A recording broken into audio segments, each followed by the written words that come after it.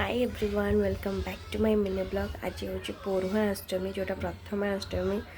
मु तो पौरुहा अष्टमी पूजा पूजा सब सरीगला कारण मौसी घटिके आसती मो देह तो खराब अच्छी से ब्लॉग आसी पारुनी तो से क्षमा चाहूँगी आ 2 दिन पर ब्लॉग आसीज।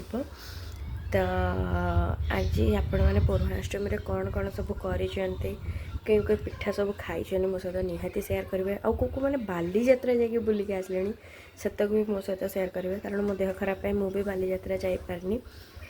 तो देखा देखा जाऊ देह जदि टिके भल लगे बाली यात्रा जी ना ना कारण देहटा एत खराब अच्छी जीवाई इच्छा ना। तो आ 2 दिन अपेक्षा करूँ पुणी फ्रेश ब्लॉग आसीज। तो रही देखा नेक्स्ट ब्लॉग रे।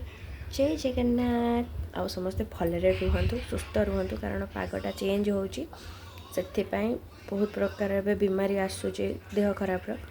तो जय Jagannath take care all of you.